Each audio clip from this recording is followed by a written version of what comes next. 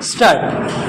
I would like to congratulate the finance minister for the very good budget that he has presented to us. As far as I have known, this is the only budget that was presented without any additional taxes being imposed on us, particularly at a time when there is emergency and when there is a big influx of refugees coming over from Pakistan. He must be congratulated for having managed to present a budget like this without any additional taxation. Though it is true that there are no additional taxes imposed, quite a number of members have criticized the budget and the proposals that have been presented to us.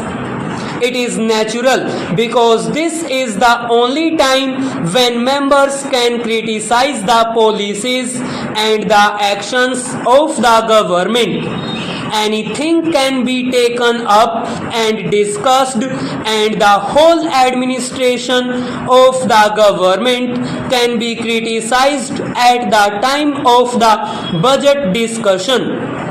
But although Mr. Krishnamachari is so clever as to have managed to present such a budget, he feels irritated over any criticism that is made against him or the government. That is not necessary. It is natural, and it is the duty of the members to place before the House and before the government all their grievances and also give the necessary suggestions to the government to improve the administration and to remove the defects, if any. So, it is really not necessary that any member of the government should feel irritated. They are in a privileged position. They are in a position to rectify any mistake that may be there.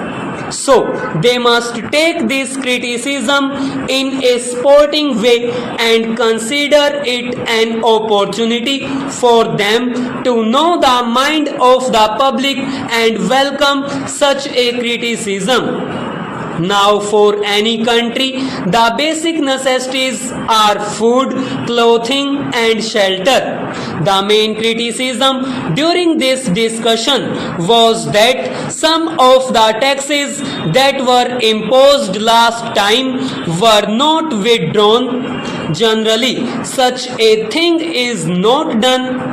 It is true that even ordinary people, the poorer sections of the community, have to pay heavily by way of indirect taxes, and it is quite a hardship on them.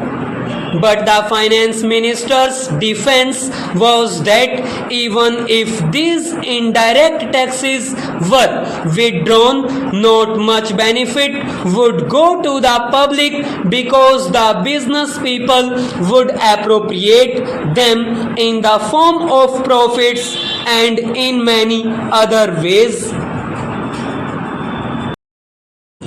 We are willing to pay any number of taxes because after all, people will have to pay to the government to carry on the administration and to face any problem that the country has to face. But the rise in prices is something that is really making the people nervous. It is almost killing the people. The taxes do not matter. It is only once a year that the taxes have to be paid, but the high prices for the various articles have to be paid every hour, almost in the day, and that is what people really mind. Something has to be done about it. Some sort of reply was given, but it was not convincing. We are not clear in our mind as to what exactly the government intends to do to bring down the prices. This is the most important thing, and this is the only thing that a greater section of the people is interested in. They would really be happy if something is done about it. The next thing I said was clothing. Even though so many textile mills are coming into existence and huge profits are being made by the mill owners, the price of cloth is still high. More than all, this is the problem of shelter. We have seen during this cold weather how many people in Delhi died for want of shelter. They had to stay on the pavement.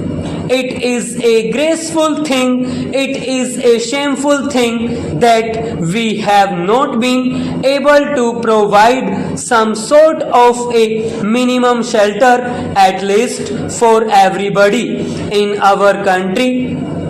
The corporations of the big cities must be compelled by the union government to build at least some sort of Kutch dwellings where these people can go and sleep at night.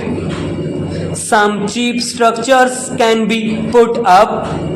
We find from the papers that the government are thinking of providing loans for building houses or for purchase of land for construction of buildings and all that. But where is land available? They ask fabulous prices for land, particularly in Delhi, Bombay and other big cities. Some solution has to be thought of to eliminate this kind of hardship. The next thing is education. I am very glad to say that the present education ministry has taken up his work very seriously in all earnestness and is trying to bring about a lot of changes for the better. In many states, they have introduced compulsory primary education and elementary education, and they have also made it free for girls without having to pay any fees. They can study up to high school.